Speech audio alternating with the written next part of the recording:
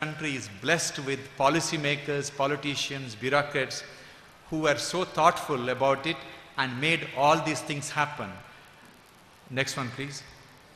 I'm sorry, everything good in this country happens by default. If there is one country which is directly managed by God, that is my country. Next one, please. The problem of healthcare in our country is because we have one of the highest disease burden. We have the highest number of heart patients in the world. We need 25 lakh people to undergo heart operation. We produce 600 to 800 children a day with the heart disease. The profile of heart patients in my practice in England, the average age was 65. In India, it is 45. In my practice, it is not the young son bringing his old father for a heart operation. It is the old father bringing his young son for a heart operation. We are facing an epidemic of heart problem. When we need 25 lakh people to undergo heart operation, can you guess how many people really undergo heart operation? Next slide, please. It's about less than 1 lakh, 1,20,000. What happens to the rest? They die gradually over a period of time. These are the voiceless millions. Next one, please. Don't take pity on India. The rest of the world is no different. 100 years after the first heart surgery, less than 10% of the world's population can afford it. 90% of the world's population cannot afford a heart operation, brain operation, complex kidney operation or a cancer surgery. Modern healthcare is accessible to less than 10% of the world's population. And it is up to you, the young graduates, to make things change because you are the instrument of change. Next one, please. There is a crisis in healthcare all over the world, and US and Europe is no different. What is the root cause of this crisis? The crisis in global healthcare is because all the governments across the world believe that taxpayers' money can pay for the healthcare. Taxpayers' money could pay for healthcare 20 years ago when people retired at the age of 60 and they died at the age of 65. Today, people retire at the age of 60 and they celebrate 95th birthday. People are going to live longer not working than working. Their healthcare. And added to that, technological innovations will extend the life, good quality life, till the age of 100, 120. Next one, please. Can you see this picture of 3 men smiling there? They all carry one blue bag.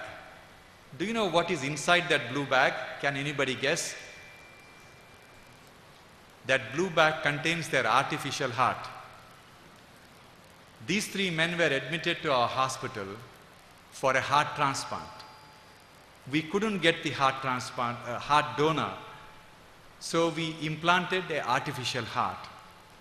The blue bag has a rechargeable battery, very much like your mobile phone. Every few hours they have to recharge it. They can do everything and lead a normal life.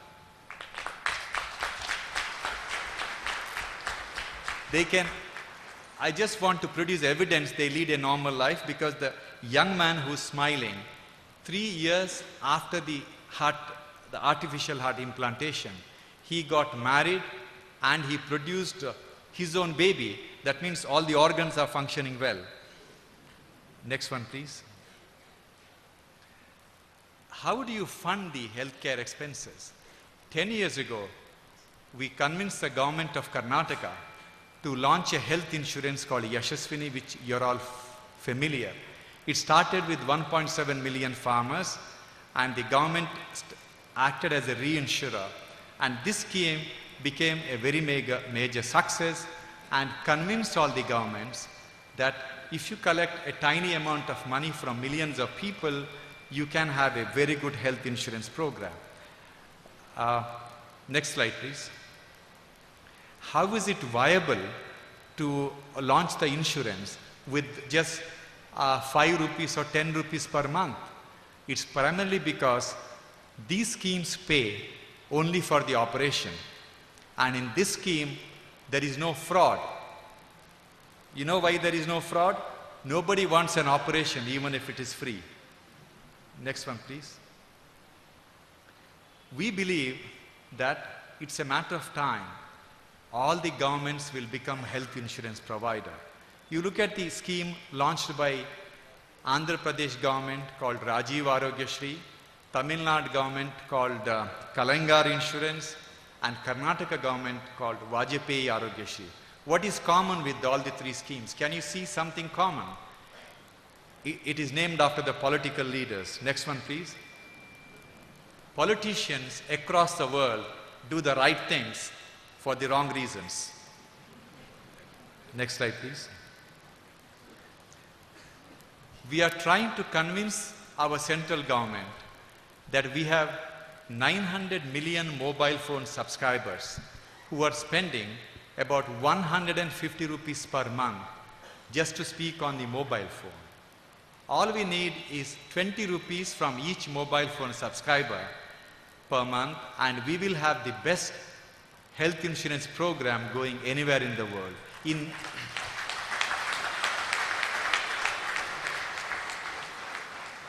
no time, entire country can have a fantastic health insurance program.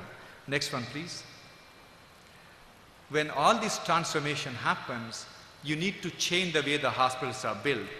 So 10 years ago, or 12 years ago, we started building a health city in Bangalore, similar health cities across the country, which has 3,000 to 5,000 beds, treats large number of heart patients. Next slide, please. We operate on large number of children coming from 75 countries. Next slide, please. When you do large number of surgeries, cost goes down, your results get better, you get talented people joining you. Next slide, please. We also run a chain of telemedicine centers, and we have treated 53,000 heart patients in remote locations using telemedicine. Next slide, please. When we started liver transplants on children, little kids in our hospital, anesthesia for liver transplant was given by Children's Hospital of Philadelphia from US through satellite. And this is what technology will do. Transcontinental robotic surgery will become actual, in real, in your own lifetime. Next one, please. But all this transformation to happen, we need 2 million beds. The resources we have is simply not sufficient to build 2 million beds. So we worked with L&T, India's largest construction company, to build a 300-bed heart hospital and equip it for $6 million, about 25 crore rupees. And we wanted this hospital to be built in 6 months. L&T took the challenge and they built the hospital. They took 9 months. It is ready now. Next week we are doing the first surgery in Mysore. Our intention is to build this kind of low-cost model hospitals across the country. This hospital doesn't have central air conditioning. Central air conditioning doesn't prevent infection. Central air conditioning is one of the common causes of infection. Best sanitizer for a hospital is fresh air and sunlight. And this is what this hospital allows. In this hospital, following cardiac surgery, when the patient is in the ward, the nursing care is not provided by the nurse. It is provided by the spouse. It is provided by the husband or a wife or the children. We worked with Stanford University to develop a 4-hour curriculum to train the spouse as a nurse. The spouse is taught how to do the wound dressing, how to dispense medicine, how to give physiotherapy. By doing this, you not only improve the quality of service in the hospital, because I can tell you that no nurse can be as good as your spouse. So that when you go home, there is continuity of care. These are the innovation what is required in India. It is required all over the world. Next one, please. Next slide, please. Looking at the various activities of our hospital, around 6 years ago, Harvard Business School chose our hospital for case study. Today, when anyone joins Harvard Business School, the first case study they learn is about Narayana Hrudayalaya. Next slide, please. About 4 years ago, we were on the cover page of Wall Street Journal, world's most prestigious business journal. We were on the cover page saying that there is a hospital in India performing heart surgery for $1,800. Next day, all the cardiac surgeons from US wrote to Wall Street Journal that it must be the Indian way of doing heart operation. And Wall Street Journal promptly responded to all of them, saying that this is the hospital which is accredited by Joint Commission of US. That is, in US, if you want to run a hospital, it needs accreditation by JCI, and our hospital is accredited by JCI. So essentially, you can maintain the highest standard for the lowest price, provided you're conscious of how much money we spend on everything what we do on the patient. Next slide, please. We are very frugal in our expenses. We track every rupee coming to the hospital and every rupee going out of the hospital. We have invested heavily on technology with Oracle ERP solution, which is on a cloud. Every day at 12 o'clock in the afternoon, all the senior doctors, senior administrators get yesterday's expenses and yesterday's EBITDA margin. For us, looking at the profit and loss account of the hospital at the end of the month is like reading a post-mortem report. Patient is dead, you can't do anything about it. But if you look at the profit and loss account on a daily basis, it is a diagnostic tool. It will help you to cut your cost and make the hospital viable. You know why you have to make hospital viable? Next slide, please. Because charity is not scalable. It doesn't matter who it is, including Mr. Bill Gates. If he is going to write check for everything without looking at the return on investment, it is a matter of time Mr. Bill Gates will run out of money. Forget about Mr. M.B. Patil. So it is very important that every organization he builds is financially viable.